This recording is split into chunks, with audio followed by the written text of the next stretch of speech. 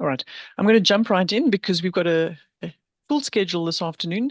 Welcome to everyone that's joining us online for our session around policies and governance for resource sustainability. As you can see, we've got 6 speakers for this afternoon session. It's a 1-hour session, which means we've got quite a lot to get through.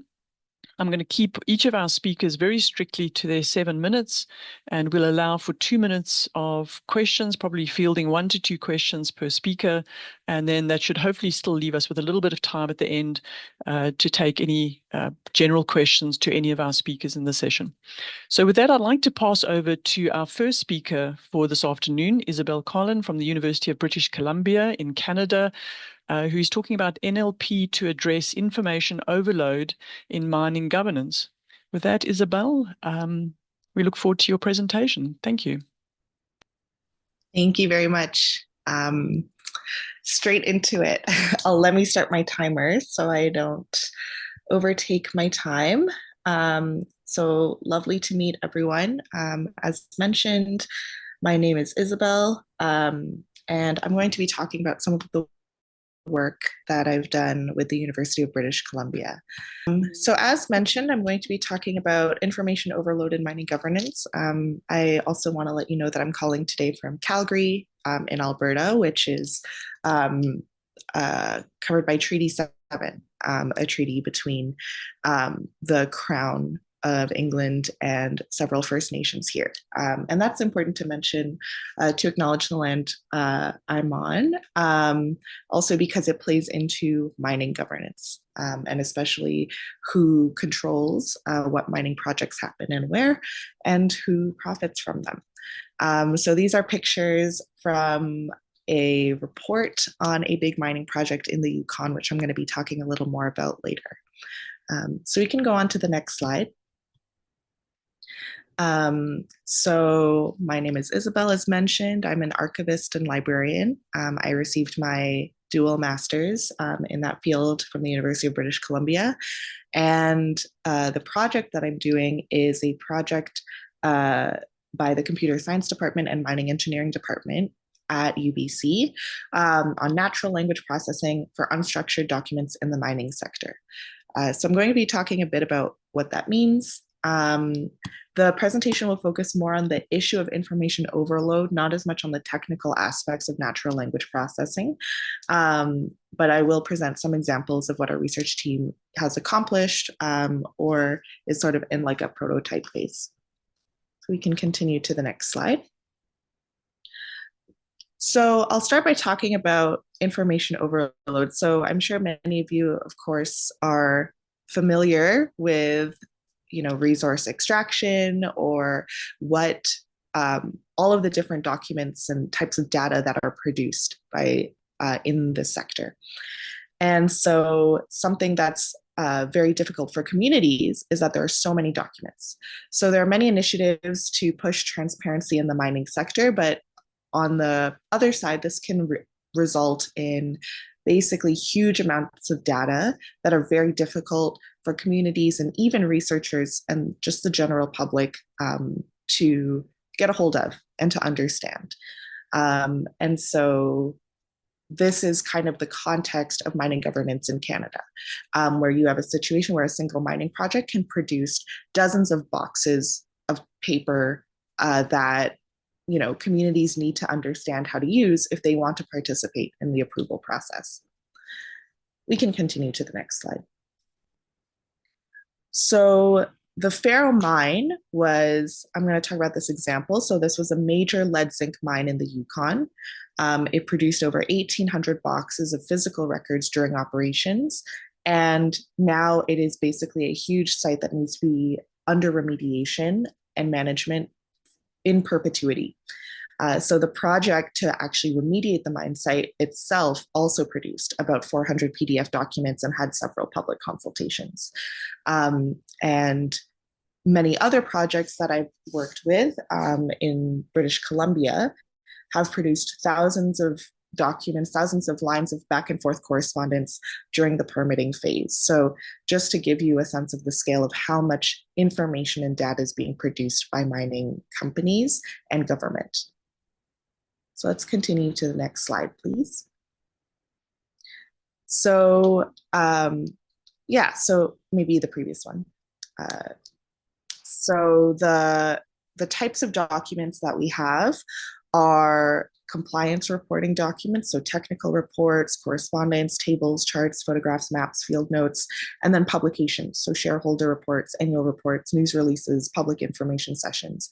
And this is not even including the huge amounts of stuff that's in the news, also stuff that communities know, like if your family lives in a place that's uh, where a mine site may be built. Of course, the family will notice people coming into the community.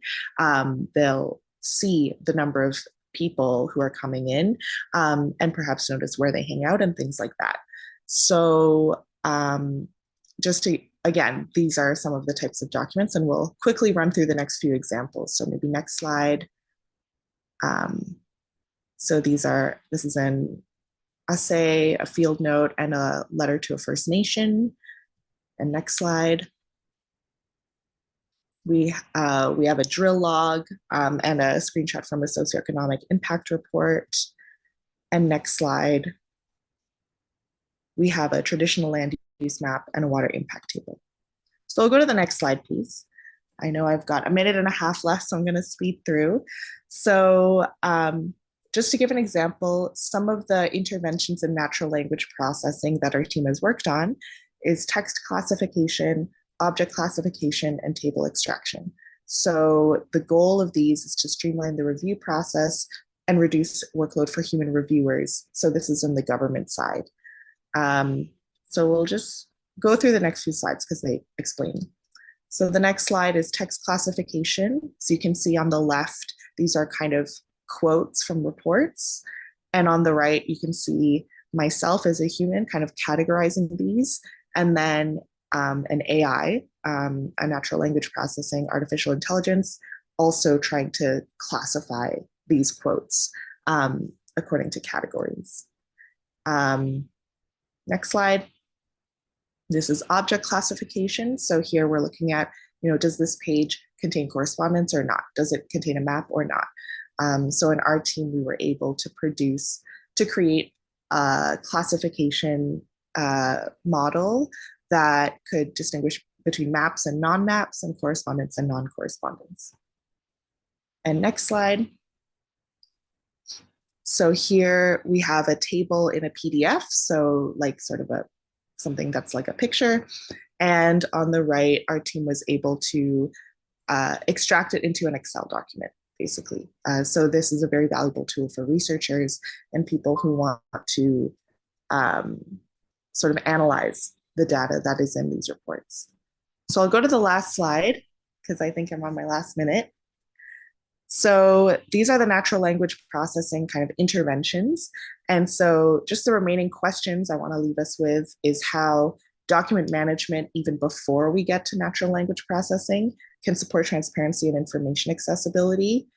And beyond the needs of government and researchers, how documents can be managed and produced for different audiences, where natural language processing fits into a broader discussion on information accessibility, and how we can reorient environmental governance to promote genuine transparency rather than this documentary system that produces truly hundreds of thousands of documents a year.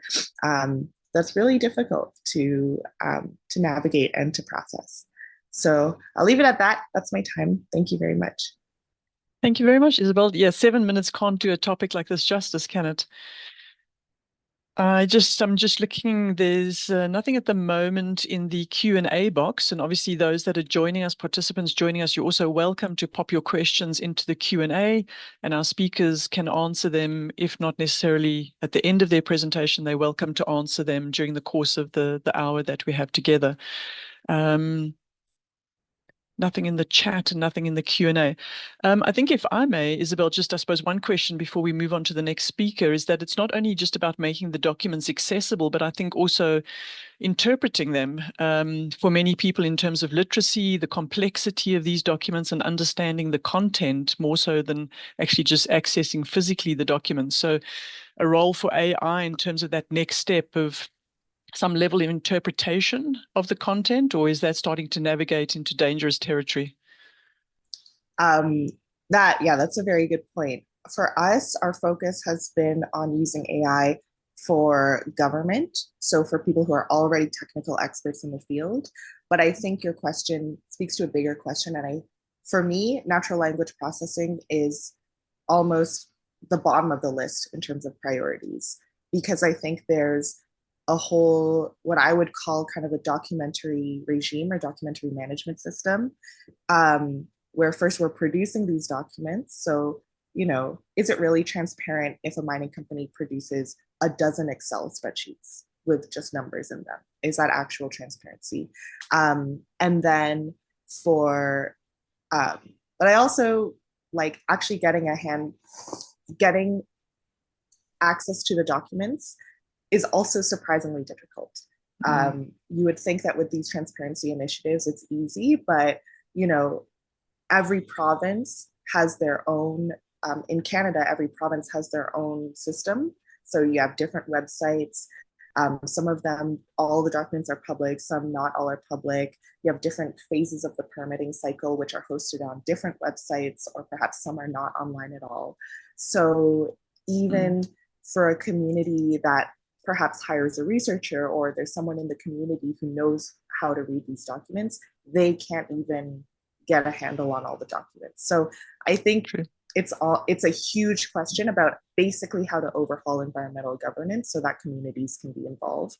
And natural language processing is like one small aspect of that. Lovely. Thank you. Again, just a reminder to everyone joining us, feel free to pop your questions into the Q&A and our speakers can address them. With that, Isabel, thank you so much. I'd like to move on to our next presenter today, PJ Santa from Urban Hydrologics in Puerto Rico, who's talking about the blue-green data economy. So PJ, I'm going to pass straight over to you. Thank you very much. Thank you. Yes, let me just get the timer started so that I can manage the 7 minutes efficiently. So thank you. Yeah, it's a pleasure to be here with all of you. I'm PJ Santa from Urban Hydrologics, and this talk presents the blue-green data economy for tropical watersheds. And to start, I have this kind of notion where when we speak of resources, several themes come into mind, including minerals, energy, industrial flows, a wide range of different things. But for island nations, especially small island nations, we do not have vast mineral reserves or hinterlands. Our finding is that the most important resource is our people.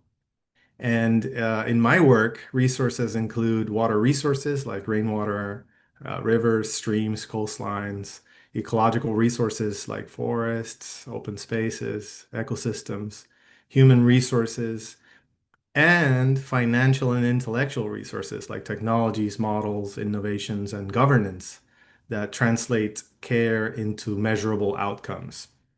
And the key finding here is that by weaving these together, the blue, the green, the community, and the data, we can create a new financial model that compensates climate stewards for maintaining ecosystems, waterways, and public spaces. And this, in a way, generates measurable benefits for society. These ideas, right, that I'm presenting today were shaped over a decade working in Singapore, where integrated planning, water management, ecological corridors, and disciplined governance showed me the power of networks. And since moving to Puerto Rico in the Caribbean, I observed that the challenges of maintaining public spaces, drainage systems, had limitations in terms of budgets. Our findings is that communities often step in when governments cannot. And when they do, measurable benefits follow, like, for example, safer and greener neighborhoods, health, longevity, social cohesion. Our work is unfolding and showing us that by digitizing stewardship through apps, Internet of Things sensors, and digital twins, we can also build purpose, belonging, and shared responsibility. especially nowadays in a time when emerging technologies, artificial intelligence, and a wide range of other things that are emerging are threatening traditional jobs. So, in a way, for island nations and tropical cities, coastal cities worldwide, we're seeing that stewardship itself can become a new social and economic role with tangible recognition and compensation. Um, Part of that has to do with this idea of how do we actually measure all this, right? So our holistic adaptation framework structure gives a bit of organization to this economy of resources, right? It evaluates four variables. We're looking at water quantity, water quality, community, and ecology. And it operates at three scales. Primary networks, which are large waterways, rivers, streams, coastlines, and reservoirs. Secondary corridors that include parks, forests, and open spaces.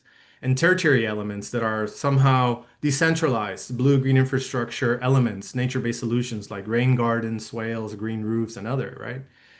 And the goal is that when these small scale elements are aggregated, tracked, and maintained, they form a distributed infrastructure network that measurably reduces peaks, like the peak hydrograph. It improves hydrologic performance, water quality, and supports ecological connectivity, and enhances community health in that equation as well. The blue-green data economy operationalizes these ideas. Residents and climate stewards carry out tasks, cleaning drains, maintaining vegetated channels, documenting flood events, for example. And each action is logged through a mobile platform that is paired with live data from sensors. AI agents supervised by scientists in academia and different organizations that we're talking to validate the data. And once validated, these tasks are recognized and compensated. And the finding here is that maintenance and care, which is often invisible, can be systematized, valued, and sustained as part of a new economy of stewardship, one that enhances community well-being, supports ecotourism, and generates widespread co-benefits. So let's walk through this sequence. It first starts with stewards logging into the platform and they select or propose tasks. Second is that they carry out the activity and document it with photos, GPS, time logs, voice notes, or metadata. Third, AI agents and scientists validate the submission. Fourth, the actions are integrated into cost-benefit models and update the digital twin, which lives in the cloud. And finally, the compensation is released to the steward. And what we see here is that stewardship becomes an incentivized and inclusive resource strategy that is accountable, validated, and rewarded. It professionalizes the work of caring for ecosystems, watersheds, and public spaces while producing a trustworthy data set that supports long-term climate adaptation efforts and resilience planning. The Urban Hydrologics Digital Twin is the backbone of this system and is a cloud-based platform connecting the stewardship actions, the hydrological and ecological data from IoT sensors across the watershed. And each activity, for example, cleaning drains, installing rain gardens, planting mangroves, carrying out beach cleanups, they're all recorded and quantified. And as a platform, this enables stewardship to be documented, digitized, and translated into measurable financial benefits. This creates an incentive mechanism, which is a unified vision for livable cities where citizens are rewarded and compensated for climate action. This integration closes the loop. Stewardship data flows into digital twins, is validated and quantified, and connects directly to funding pathways. And the overall goal here is to create a new platform where community care is visible and measurable. For small island nations where resources are limited and people are a vital asset, this can be the foundation for a new economic model, one that sustains adaptation, boosts eco-entrepreneurship, tourism revenue, circularity, and reconnects diverse age groups with land, water, and themselves, right, with each other. In sum, the blue-green data economy demonstrates that by weaving together the blue, the green, the community, and the data, we can build resilient watershed communities and set a precedent for inclusive resource sustainability worldwide. Thank you. Thank you very much, PJ. Perfectly on time.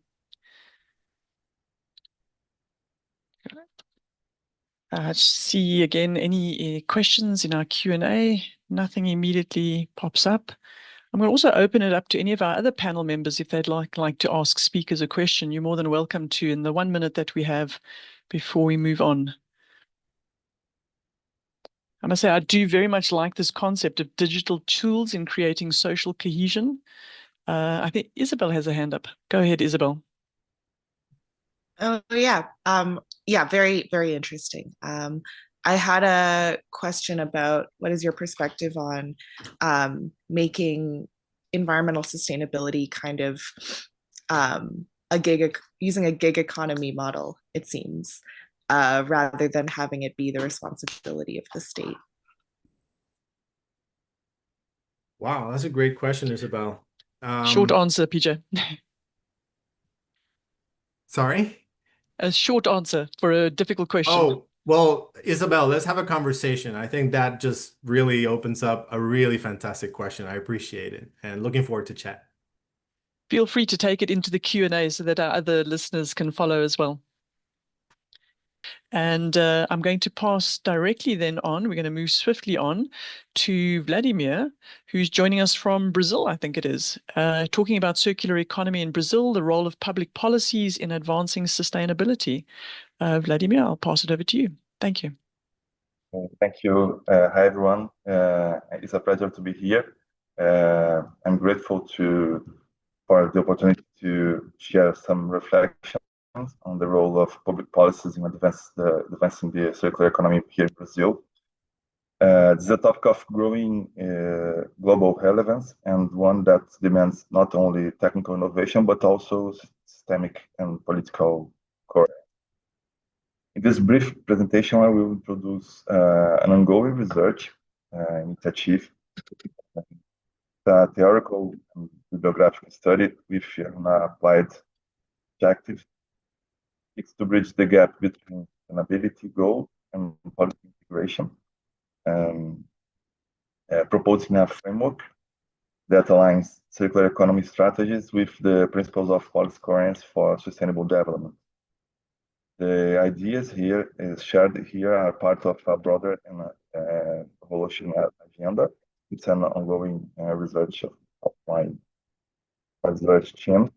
The presentation will be very, very concise, but I hope we can highlight the magnitude of the challenge we face on the requires coordinated effort across sectors, disciplines, and governance levels. Can we do the next slide, please? Okay, the next thing again. Okay. I think the global transition to the circular economy is a key pathway to sustainability. Circular economy is really a broad concept. However, major challenges remain in creating effective macro-level policies to support this transition. Research often focuses on industry-specific or socio-technical approach. Broader political and systemic contexts are frequently overlooked. At the macro level, policy decisions are shaped by the political macro system, where competing interests, power dynamics, and societal implications make coordinated action complex. Here is a small view of the problem we have. The challenge is very difficult, but I am trying to show the findings of the research here. The 5 minutes I still have. The next, please. So the background for this study is the policy coherence for sustainable development. It's part of the 2030 agenda, the SDG 17. The challenge we have the SDG have stimulated goal global policy alignment. Many countries, including Brazil, lack integrated strategies in the limits transition to a low carbon, climate resilient economy envisioned by the SDG and Paris Agreement is still a big challenge. Considering the Brazilian context, we have absence of a coordinated macro level policy framework for the circular economy. And despite we have existing circular economy inspired measures, fragment and poorly integrated across stakeholders. The proposal here is to develop a policy coherence framework for circular economy. As I said, it's ongoing research. The next, please.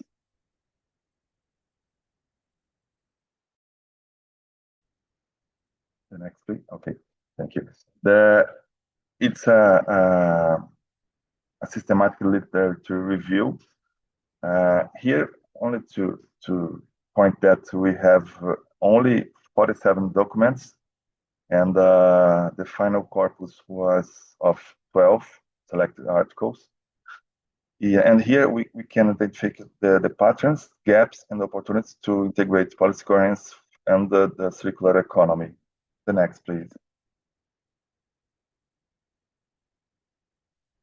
Now, the case of Brazil, that I think is a very important point here. We have some isolated initiatives inspired by the circular economy. We already have some legal frameworks like the National Solid Waste Policy from 2010. We have National Environmental Education Policy. We have National Climate Change Policy.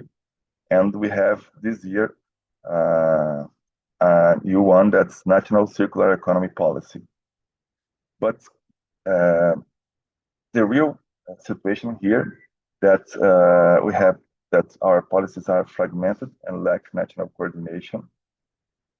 We have only 39% of urban solid waste adequately disposed. We have insufficient infrastructure and financing, and we also have limited stakeholders integration. So we have a low systemic impact despite the existence of policy frameworks. The next one, please. So the key insights for the policy coherence and the circular economy are that policy alignment across government levels is essential for circular economy. We have some examples for European Union, Italy, and other places around the world that we still have some difficulties. Considering the global south, we have to need for capacity building and adapted frameworks. And as common barriers, we have governance gaps, institutional silos, and financial lock-ins. So the implications of this for Brazil is that current and systemic framework are crucial to unlock synergies, prevent contradictions, and foster a sustainable transition. The next, please. It's my last one. Yeah, the key message that current policies are essential for advancing circular economy in Brazil and globally. The proposal of policy coherence for circular economy can create synergies across sectors, avoid contradictory measures, and accelerate the sustainable transition. Insights for this study. Recent research highlights the growing centrality of circular economy, public policy, and sustainable development. The policy coherence, the vertical, horizontal, and temporal is critical to overcome institutional fragmentation and policy silos. A systemic socio-ecological approach is needed. Multi-level governance, private sector, and civil society must work together. And adapting global frameworks to local realities is key for inclusive, resilient, and just circular transition. Circular economy requires not only innovation, but current and systemic policy frameworks. Thank you. Thank you very much. I'm going to just check to see if any of our other panel members have any questions to Vladimir before we move on. We've got 1 minute to take any questions. Again, encourage you to pop your questions in the Q&A or into the chat. I know reflecting on your presentation, Vladimir, the point around fragmentation in policy, absolutely correct. And I think that becomes even worse when you take a broader perspective that it's not just about waste management, but about sustainable resource management. It becomes a very complicated space in terms of often contradicting policies. I think if we're truly going to push the circular economy agenda, we have to take a more holistic view as to how we manage resources at kind of national, regional, and local level. Yeah, for sure. Thank you to our panelists who are answering the questions in the chat and the Q&A. And if there's nothing specifically, I'm going to thank you very much for your presentation. And we're going to move on to our next speaker. Marlene is joining us from the Philippines, from Publish What You Pay, Beneficial Ownership Mapping. We look forward to your presentation, Marlene. Thank you so much, and good morning and good afternoon, and thank you for this opportunity. So I'm Aline, and I'm a researcher with Bantay Kita, Publish What You Pay Philippines. I'm currently in the US, so I'm not working in the middle of the night. And I'm going to share some ongoing research that we're doing together with Bantay Kita. And the topic of my presentation will be beneficial ownership mapping and how that can help unearth some of the corruption risks in the extractive industry under the energy transition. So as we're all probably well aware of, there is this discourse on how there is a growing demand for minerals to power the energy transition. And looking at the case of the Philippines, our country is very resource rich. It's the second largest global nickel producer, and we're also a significant producer of cobalt, chromite, copper, and scandium. But on the other side, there are these challenges with governance and corruption. The rule of law scores at 37%, while control of corruption is at 33%. And the context is very heavily dominated by political dynasties. And there are already some indications of human rights violations. The mining host communities, they face poverty, violence, and displacement. So we wanted to look at what, if we were to expand the natural resource extraction industry in the Philippines, would that constitute a virtuous cycle or a vicious cycle as part of the Acemoglu, Johnson, and Robinson institution's hypothesis? So the virtuous cycle would be that the expansion of the natural resource extraction could be an economic development strategy, or that it could be seen as a risk that might reinforce the corruption in the weak institutions in the Philippines. So the aim of the research was on two levels. On the theoretical level was to understand if we are in a vicious cycle or a virtuous cycle, are our institutions inclusive or extractive? And one way to operationalize that would be to see what is the degree of politically exposed persons involved in the nickel mining industry by looking at the BO data. And then on the practical level, to figure out what is the degree of PEPs in the nickel mining industry would be to look at or utilize, for example, digital tools or BO mapping to make the linkages a little bit more clear, because the BO data can be quite extensive and difficult to parse through. So what we were able to find was the publicly available data on BO in the nickel mining companies. We looked at the Philippine Securities and Exchange Commission. They have some data, as well as the company's financial reports on their own websites. We also looked at the PHEITI's BO registry and some published data from the Philippine Center for Investigative Journalism. And then this data was checked against the list of politically exposed persons, such as public officials and local government officials. The way the data was analyzed was using draw.io, which is this open source, free and flexible website where you can plot in the data and then use it for network analysis. And what we were able to find here on the right side is that the data went from being kind of unstructured to being able to visualize 4 larger networks that span across geographical locations. And we could also see that there are 7 companies that are registered in secrecy jurisdictions. So for example, Hong Kong or British Virgin Islands, which can also be an indicator that the owner of the company is a PEP. But what this tells us on the more theoretical level is that 7 out of the 36 active nickel mining operations can be considered under the influence of PEPs, and that corresponds to approximately 26% of the total nickel mining area, which is quite significant. And 3 of the cases involved mayors that own mining companies, and the 4 other cases involved Congress members that either serve as executives or directors of mining companies. And 2 of those included a person that's a relative of the current president. And here on the right-hand side, you can just see what are the linkages, and you can also see the companies that are registered in secrecy jurisdictions and so on. So it's kind of yeah, it's a little bit tricky without having the map. It would be a little bit tricky to view. And then what this means to us is that when we quantify the BO data, it shows us what is the degree of political control and the potential of exploitation of the institutions for the personal benefits. And according to the AJR framework, that would indicate extractive institutions. And then furthermore, according to the AJR framework, it would also show that we are on a vicious cycle of development outcomes. And that's already visible in the Philippines. There is indications of regulatory capture. For example, the Philippine Mining Act prohibits mining in legally protected areas, but 27% of the transition mineral projects still overlap with protected biodiversity areas, which would be a cause for concern. There are adverse impacts to mining host communities, and particularly the IPs in the Philippines, such as environmental degradation, loss of livelihood, and health issues. And lastly, there is also these mining communities are being silenced by the government as they use violence and militarization to diminish their opposition to the projects.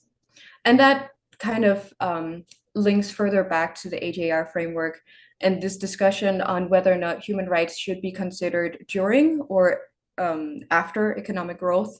Whereas the AJR framework, they say that democracy is a factor for long-term economic growth. So you can have short-term economic growth without human rights. But if you want to have long-term sustained economic growth, you need to consider democracy and human rights. So just to wrap up, the BO mapping can be used by the civic space and CSOs to help them with their advocacy. The data can be used to demand reform, political reform.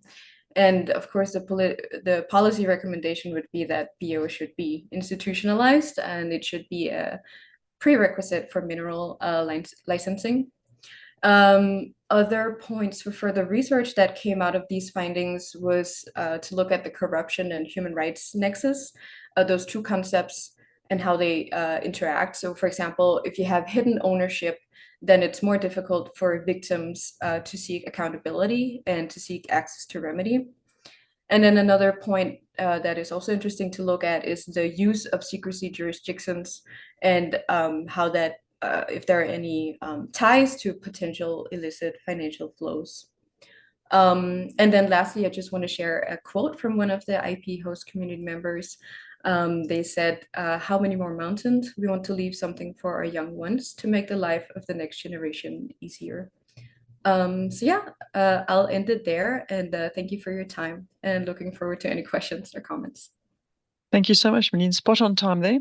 I see that there are some questions and also some rather scary comments that have been made with regards to, I think, kind of actions that can be taken against people when they actually do speak out against this level of corruption that happens in terms of vested interests, I suppose it is. And this is particularly an issue in developing countries where we don't necessarily have that transparency or maybe as strong a media.